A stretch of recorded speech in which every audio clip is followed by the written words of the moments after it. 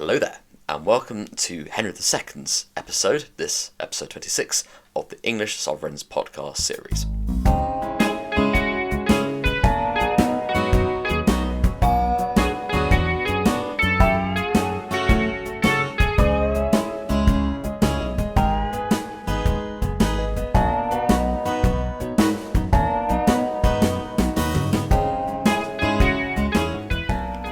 Change of music there, of course, indicating that we are now dealing with a new royal house, I believe the fifth royal house we are now on, and this is the House of Anjou, which is also known as the House of Plantagenet, which you may be more familiar with as a term, for Henry was the son of Geoffrey, the Count of Anjou, and Plantagenet was more a name used ex post facto, so I think it was used by first Richard, the Duke of York, who was quite a key player in the War of the Roses, as his own surname. I think it derives from some form of flower, but I've used Anjou up to King Richard II, who dies in 1399. So we've got this royal house for a good 200 years now. So here we go. About his background, I think it's quite interesting because Stephen, who I've talked about a lot in the last podcast, obviously, and Henry had some kind of relationship. And in 1147, it was fairly fascinating because Henry tried to invade, but he'd come so underprepared that his invasion force fell apart. Stephen, being the relatively nice chap he was, decided to pay Henry off, pay his bills for him. So Stephen obviously saw something in Henry, saw something of perhaps a ruler in the making in him, which eventually he became in England in 1154 after the Treaty of Winchester.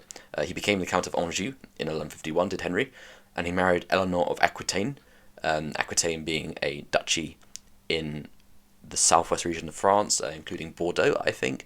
And Eleanor was the Duchess in her own right, which is obviously quite rare for a woman to be the Duchess in her own right of a territory in medieval times. Eleanor had actually been the wife originally of King Louis VII, but I think she didn't really provide him with many heirs, so Louis got the marriage annulled, which seems a bit cold to be honest, but it benefited Henry because Henry managed to become basically the Duke of Aquitaine through his marriage to Eleanor. So this created something called the Angevin Empire. Angevin, a word deriving from Anjou, as it kind of originated from there. But you had Anjou, you had England, you had Normandy, you had Aquitaine, and I'll go on to the foreign policy that he used to try and maintain these lands. So anyway, before that, when he became king in 1154, he inherited quite a few challenges from Stephen, such as the Adulterine castles, which had sprung up as a result of the general sense of lawlessness that had prevailed during the Civil War, and these were basically just castles that had popped up from nobles not caring about the writ of royal authority because it basically didn't exist. Henry tried to tear them down and he was quite successful in that. Royal Exchequer declined again. He did quite well there. He listened to lots of advice. So he dealt with these problems successfully, as well as Scottish and Welsh incursions, again during the reign of Stephen, where they didn't have the resources to push them back. So, in terms of foreign policy, he had quite a big one. His principal objective was to keep the Angevin Empire together and, indeed, to expand it. So, to expand it, he started to put his finger in the pie called Brittany, and indeed Brittany was arguably a puppet of England during the reign of Henry II. Henry had claims on the Duchy of Toulouse in the south of France, which back then was quite a large region. Poitiers, Auvergne, Gascony, La Marche, again, I'm probably butchering the pronunciations, and vis-a-vis the French king, that was obviously quite contentious, and their relationship was always very, very distrustful, because obviously, married his wife, etc., etc. There was a war in the 1160s which led to Toulouse paying homage to Henry. One key thing that Henry did, changing the subject, was he was the first king to sanction English troops into Ireland, which he did in 1171 for two reasons. Firstly, because a band of Angevin mercenaries had got routed defending Dermot, the king of Leinster, and secondly, Pope Alexander III had given Henry permission to extend the writ of the Holy See into Ireland, because the Romans never actually invaded Ireland, so it was seen as a place to pacify and seen as generally quite backward and uncivilized. So he began to build some castles there in the Leinster and Munster areas, but his control was limited because the distance between the two countries meant that the lords he left in charge were rather a law unto themselves, and they couldn't really get that much support anyway from England, because obviously Henry was defending other parts of the Angevin Empire, so that meant that they were quite weak, and so English control over Ireland, it existed, but perhaps only in name. He created the title the Lord of Ireland, which I think stayed in existence until the Act of Union in 1801, but I might be wrong there. Yeah, this is where the start of English supposed, actual, I guess, tyranny over Ireland began in 1171. So I mentioned the Angevin Empire. It wasn't really a centralized governed empire in the same way, perhaps, as the Roman Empire was a quite centralized body. It was very loosely governed, as I've mentioned before, like Normandy and England, two different political systems. And obviously you had other bits like Aquitaine, and you had Ireland, I suppose, bits of Wales, Normandy itself, Anjou. He eventually got Toulouse itself, as I mentioned. So, these places had quite distinct identities, not to mention in terms of just state, but, nationally too. So, there we go. That's kind of his foreign policy. I would say he's probably quite successful in his foreign policy. England's prestige at this time was quite high. But I think actually his enduring achievement was in the realm of law. It is said that he laid the basis for English common law. Common law being law which is not written down, in a sort of civil code. It's kind of made through judges and precedents and trying to make sure cases don't contradict one another. Very kind of almost very bottom-up form of law, while civil law is very much a top-down form of law. We're going to generalise a little bit. I'm sure any lawyers listening might probably correct me there. But I think it's probably more accurate to say his reign embedded the sense of law. He did legislate to smooth existing legal processes, most notably the Assize of Clarendon in 1166. Assize is basically a temporary court summoned to hear a case in a town. And here, you had juries that would emerge because they're temporary courts, so would only convene to hear a case. So you would get some form of jury emerging, sort of a prototype jury in this place. And that was quite important. The fact that it was there didn't necessarily last, but the point is it had been established, and the sense of the trial bar jury was there. So, that would obviously become a thing now that we have today, and arguably it began here. And it also took some power away from the baron. So originally, I'm not sure it was, Henry, you couldn't exactly call him someone committed to the rule of law or anything like that. But he was committed to, concentrating power in his own hands, and definitely took power away from barons. So when, that royal authority had centralised, and then, royal authority, the next 400, 500 years was undermined through, various monarchical indecisions or poor decisions, the sort of power came back to the people. So there is that. I think Henry is perhaps most famous, though, for his relations with the church. The church was an important source of admin and advisors for medieval monarchs, including Thomas Becket, who I'm sure everyone has heard of, St. Thomas Becket. They rowed a lot over the Clarendon Assizes, and actually it got very personal, to the point where Becket went to the Pope to raise an interdict, which I think is like a form of, not an excommunication, it's more sort of a papal sanction, say that, this person can't receive holy rites, for example. He got him to raise an interdict on Henry when Henry decided to crown his son, also called Henry, as co-king in 1170. Henry was obviously very kind of annoyed about this interdict, so he decided to get back to the negotiating table.